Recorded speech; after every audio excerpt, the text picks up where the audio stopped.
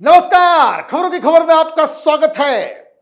वक्फ board के कानून में जो बदलाव मोदी सरकार करने की कोशिश कर रही है और जिसका विरोध हिंदुस्तान की विपक्षी पार्टियां कर रही है तथा कथित सेकुलर पार्टियां जिनकी नजर कट्टरपंथी मौलानाओं के जरिए वोट बैंक के ऊपर होती है, उसमें बहुत बड़ा दरार आना शुरू हो गया है।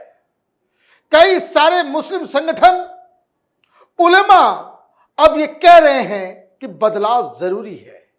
ये जो दरार आई है, क्यों आई है, इसकी पूरी डिटेल मैं आपको दूंगा, क्योंकि वक्त से ऊपर जो आग लगी है राजनीति नॉर्थ इंडिया की, अब ये आग धधक रही है कर्नाटक और केरल के अंदर। कर्नाटक के बारे में आपने पढ़ा होगा, देखा होगा, जाना होगा कि किस तरीके से कर्नाटक की कांग्रेस पार्टी की सरकार ने 1500 एकड़ जमीन जो किसानों की थी उसे वक्फ बोर्ड के हवाले कर दिया, आदेश दे दिया कि इसका म्यूटेशन किया जाए।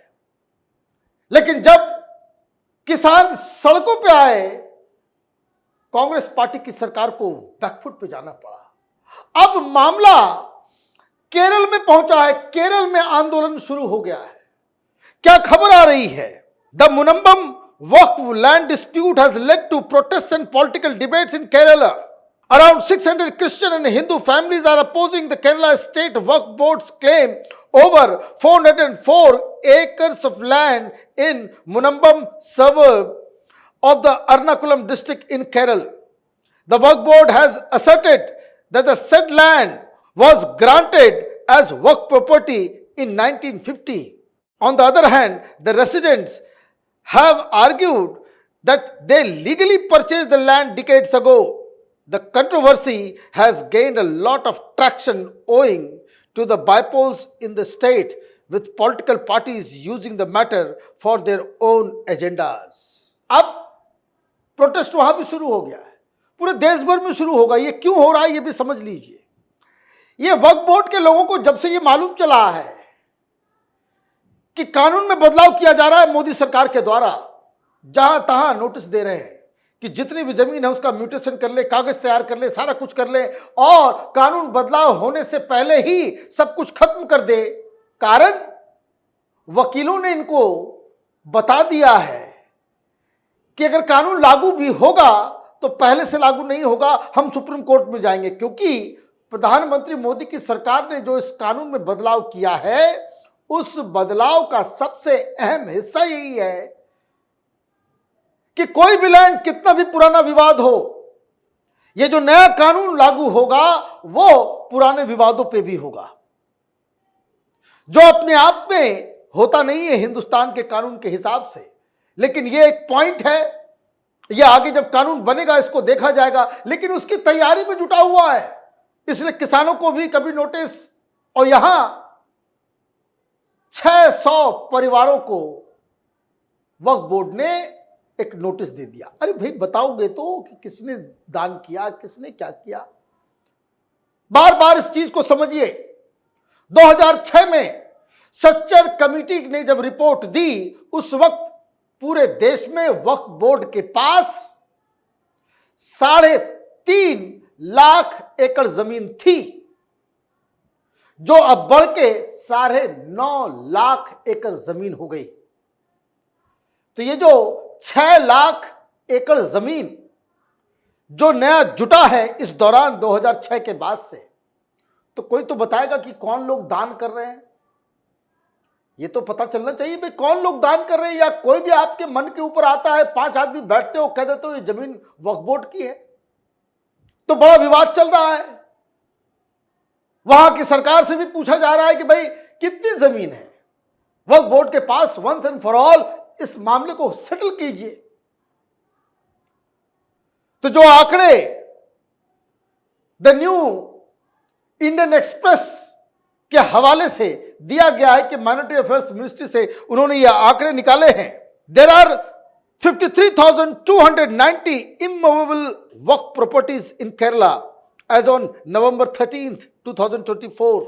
13 नवंबर को जो आंकड़ा आया है तो 53,290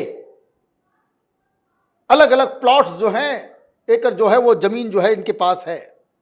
ऑफ दिस 1008 फेसेस लिटिगेशन, 1008 पे ऑलरेडी केस चल रहा है, अभी केस चल रहा है। Reveals data assessed by TNIE from the Union Ministry of Monetary Affairs of total 10,841 properties are agricultural land. On expected lines, Malappuram district tops the list with 21,537 properties. Idukki with 227 properties comes last. Besides agricultural land, there are 936 buildings, 90 houses, 28,256 plots, 3 fishing ponds, 788 shops and 173 schools registered as work properties. ये कुल ये सरकारी आंकड़ा बताया जा रहा है और इन सब चीजों में 1008 के ऊपर ऑलरेडी केस चल रहा है, लिटिगेशन है। अब ये नए मामले कैसे आ रहे हैं? नया मामला इस तरीके से आ रहा है कि वक्फ ने अपनी जमीन के हिसाब से कागज तो तैयार कर लिया, ये भी वक्फ, ये भी वक्फ, ये भी वक्फ, घूम घूम के इन लोगों ने तैयार कर लिया है। और वहां पे मालूम चलता है कि वहां पे ऑलरेडी कुछ लोग रह रहे हैं, उनके पास भी रजिस्ट्री है, म्यूटेशन है, कागजात है, कई जनरेशन से लोग रह रहे हैं। तमिलनाडु में आपने ये पूरा विवाद शुरू हुआ कि तमिलनाडु में एक प्राचीन मंदिर, एक गांव में, वो हिंदुओं का पूरा गांव, वक्फ वालों ने चोरी चोरी चुपके कह दिया कि भाई वक्फ की जमीन है, और कोर्ट में जाकर के बता भी दिया। और जब रजिस्ट्रेशन के लिए लोग गए, कोई उसमें अपने घर को बेचने के लिए जब वो गया तो उसको कहा गया कि भाई ये तो तुम्हारी जमीन ही नहीं है, ये तो वक्फ की जमीन है।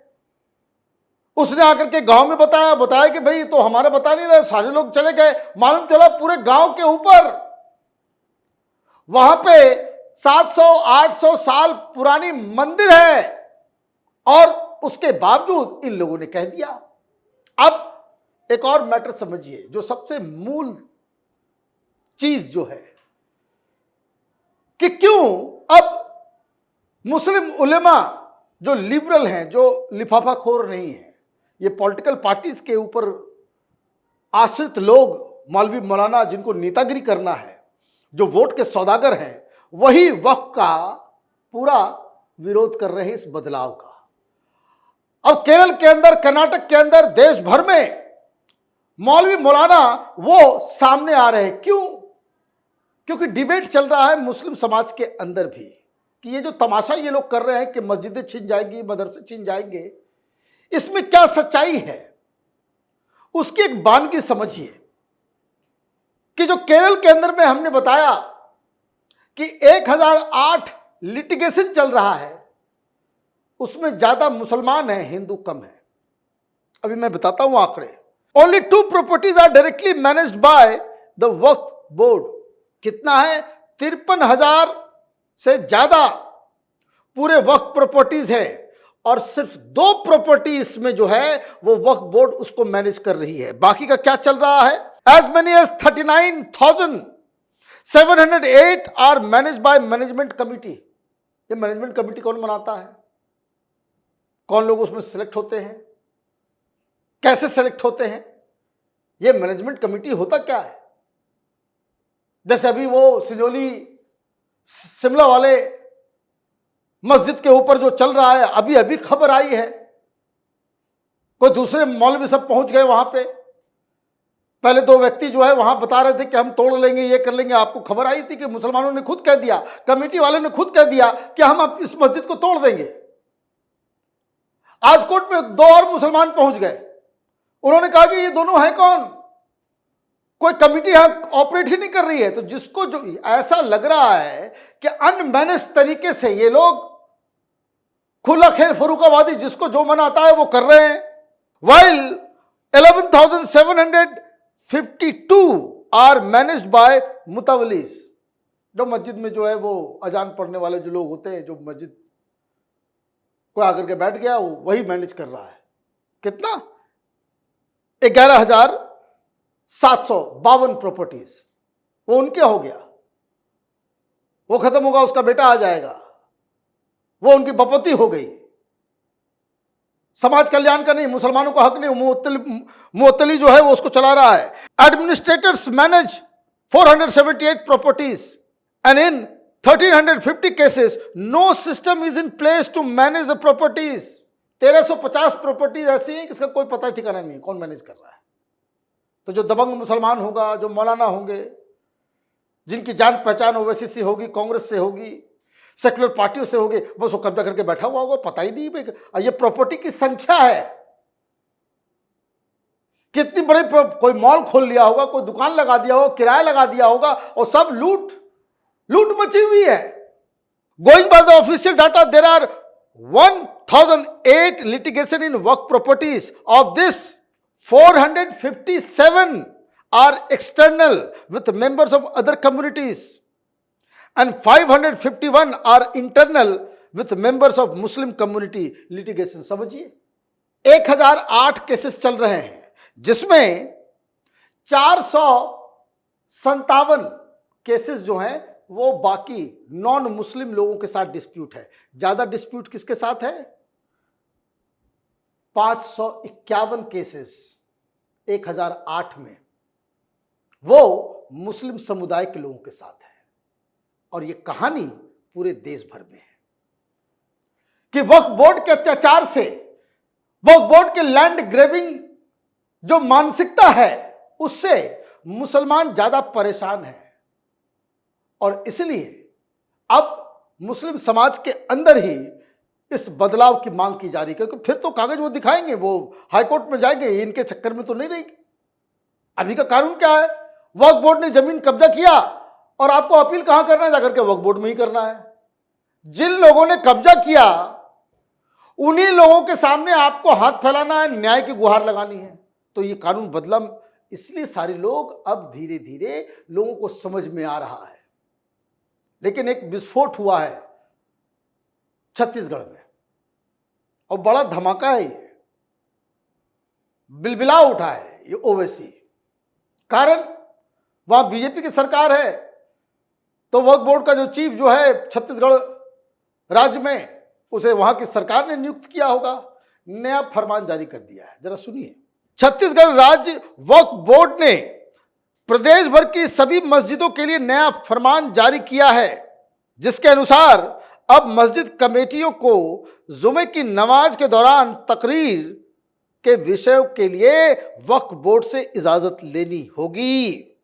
छत्तीसगढ़ वक्फ बोर्ड के अध्यक्ष डॉक्टर सलीम राज का कहना है कि मुतवल्लियों को आदेश दिया गया है कि मस्जिदों को राजनीति का अखाड़ा न बनाया जाए। लगातार मस्जिदों से बयानबाजी होती है, फतवा जारी होता है, ये नहीं होना चाहिए। और अगर कोई मौलाना या मुतवल्ली जुमे की नमाज के बाद बिना मंजूरी के भाषण देता है तो उसके खिलाफ कानूनी कार्रवाई की जाएगी।